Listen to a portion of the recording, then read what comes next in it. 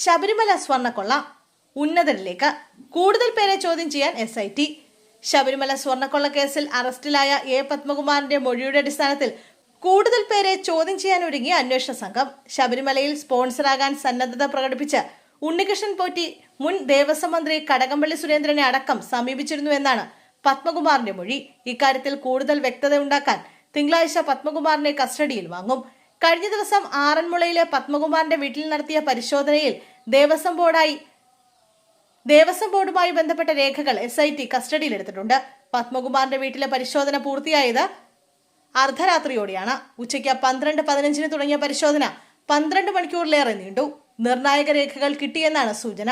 ഉണ്ണികൃഷ്ണൻ പോറ്റിക്കായി പത്മകുമാർ നടത്തിയ ഇടപെടലിൽ നിർണായക വിവരങ്ങൾ നൽകാൻ കഴിയുന്ന ദേവസ്വം ബോർഡിലെ മുൻ അഡ്മിനിസ്ട്രേറ്റീവ് ഓഫീസർ രാജേന്ദ്രൻ അടക്കമുള്ളവരെ അന്വേഷണ സംഘം ചോദ്യം ചെയ്യും.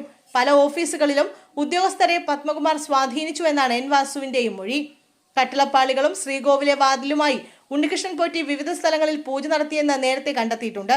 പൂജയുടെ ഭാഗമായി നടൻ ജയറാം അടക്കമുള്ളവരുടെയും മൊഴി രേഖപ്പെടുത്തും. മുൻ ദേവസ്വം മന്ത്രി കടകംപള്ളി സുരേന്ദ്രനെയും SIT ചോദ്യം ചെയ്തേക്കും.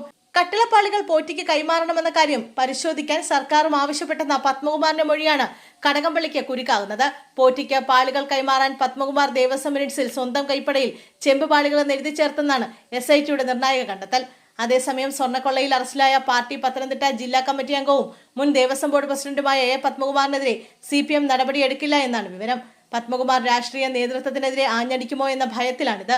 മുൻ മന്ത്രി കടകംപള്ളി സുരേന്ദ്രന്റെ പ്രതിക്കൂട്ടിലാകുന്ന നിലപാടുകളാണ് പത്മകുമാർ എടുത്തത്. അതുകൊണ്ട് തൽക്കാലം പാർട്ടി നടപടി വേണ്ടെന്നാണ് CPM തീരുമാനം. ഇന്നലെ ചേർന്ന പാർട്ടി സംസ്ഥാന സെക്രട്ടേറിയറ്റിന്റേതാണ് തീരുമാനം. CPM സംസ്ഥാന നേതൃത്വത്തിന്റെ നിർദ്ദേശപ്രകാരമാണിത്. മുഖ്യമന്ത്രി പിണറായി വിജയനാണ് നിർദ്ദേശം നൽകിയത്. തദ്ദേശ തെരഞ്ഞെടുപ്പ് കണക്കിലെടുത്താണിത്. അയ്യപ്പ കോപമാണ് ഈ പ്രതിസന്ധിയിലേക്ക് മോഷ്ടാക്കളെയും CPMനെയും എത്തിച്ചെന്ന പ്രചരണം വിശ്വാസികളും തുടരുന്നു. വലിയ പ്രചാരണവും CPMനെ വലയ്ക്കുന്നുണ്ട്.